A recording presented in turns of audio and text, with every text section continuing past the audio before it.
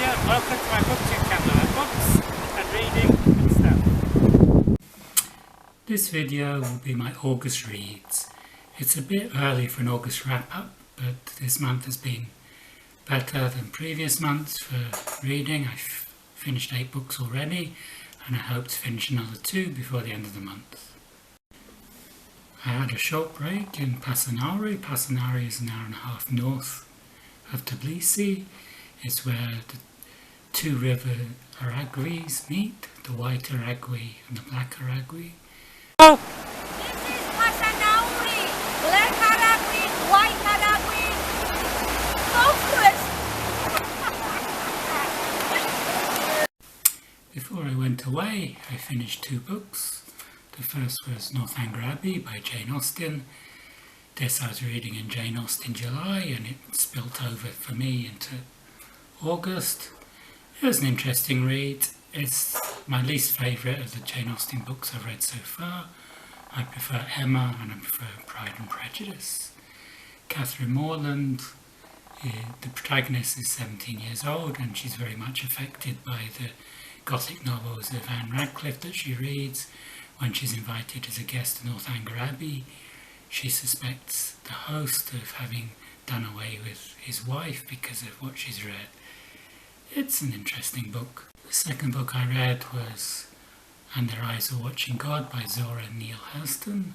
I found the best way of reading this for me was to read the text and listen to the audiobook at the same time so I could hear an authentic voice for the African American vernacular.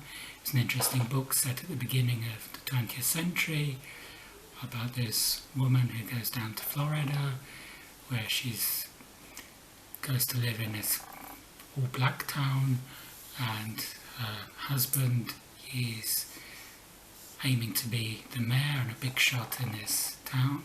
I was only in Pasanauri for 9 days, but I managed to finish 6 books in that time. Apart from playing in the river and walking in the woods, there's not a lot to do in Pasanauri apart from read. What are you reading, Eleni? Kamamepe. Show me? Kamamepe. First book was an e-arc I got from NetGalley, Inhuman Trafficking by Mike Papantonio and Alan Russell. This is a legal thriller. It's, if you like books like John Grisham's The Firm, you'll like this. There's a lot of action, it's very fast paced, and it's set in the murky world of human trafficking. It's about girls trafficked in the south of America, where the I-20 is seen like as a sex trafficking highway. The lawyer Nick Decatonis is preparing a case against Welcome Mat Hospitality, who run a series of motels and truck stops where they're turning a blind eye to the prostitution, the sex trafficking that's going on. A lot of the young women involved are either illegal immigrants from Mexico or they're on H-2B visas, which allows them to work temporarily in the US in the hospitality world. But when they arrive in the US, they find that they're really being brought over to work in prostitution. And this case gets personal for Deke when he finds his goddaughter Lily has been picked up by the traffickers and is being used and abused across the southern states.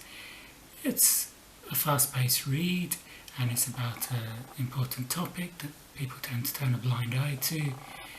The end is a bit Mission Impossible-like. The junior lawyer Mike is ex-US Marines or US Air Force, and he has these skills like being able to base jump. I read The Adventures of Tom Sawyer. This was the second of 3 books I read this month that were written in the 19th century. Most of you know The Adventures of Tom Sawyer. For some reason I missed it out when I was a child. Tom Sawyer is a clever child. He gets his friends to whitewash the fence for him in return for paying him for doing this. He makes it look like this really exciting thing that they'd be missing out on by going fishing or whatever else they wanted to do. And Aunt Polly is amazed when she sees that the fence has been whitewashed not just once but 3 times until they ran out of whitewash. Tom Sawyer is an irresponsible boy. He goes on adventures with Huckleberry Finn and another boy called Joe. They go to Jackson Island in the Mississippi, but they don't tell Aunt Polly or any of the townfolk about this. And the townsfolk after a while think they've died, but they're just playing pirates on this island, and they think it'll be cool to turn up at their funeral. The townsfolk thinking they have drowned. It's an enjoyable read, although it is problematic. Injun Joe is seen as the malevolent force in this, and it's seen as the malevolent force because of his Indian blood. Then I read A Contest of Principles by Greg Cox. This was for Book Track 2021. I'll link to my review here. It was my first Star Trek novel. Then I read a fantastic book called We the Drowned by Carsten Jensen. It's a bestseller in Denmark. It's a multi-generation story over 100 years from 1848 to the end of the Second World War about this seaport in Denmark on the island of Ærø called Marstal, where most of the men from the town become sailors and many are lost at sea, many are drowned at sea. I hope to do a review of this book in more detail on a later video.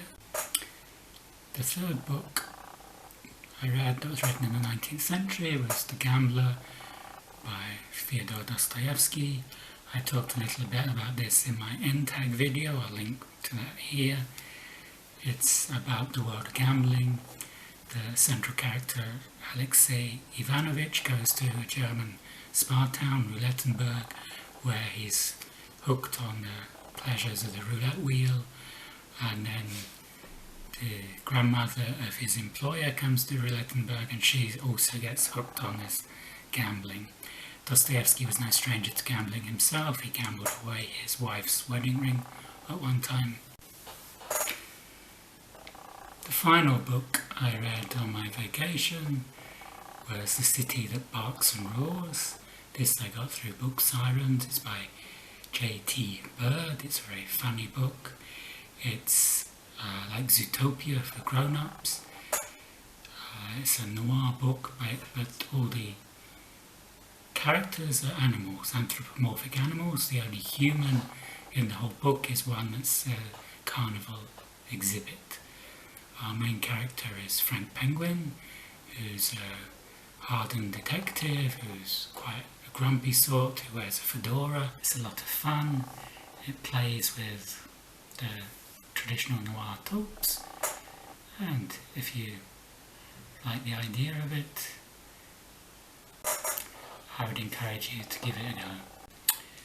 I'm currently reading Beloved by Toni Morrison. Beloved, she my daughter, she mine, see? She came back to me of her own free will, and I don't have to explain a thing. I didn't have time to explain before because it had to be done quick. She had to be safe, and I put her where she would be. But my love was tough, and she's back now. I knew she would be. This is an American classic, and it's about the pain of the slave experience. The second book I'm currently reading is also connected to slavery. It's The Cry of the Innocents. It's set in 1774 in Williamsburg, just before the American Revolution. It's about an innkeeper, Faith. She has 2 slaves of her own, but she treats them well, but she's still uncomfortable owning slaves. And in her inn, there's a man who dies mysteriously at the beginning. He's murdered, and she has to find out why he was murdered.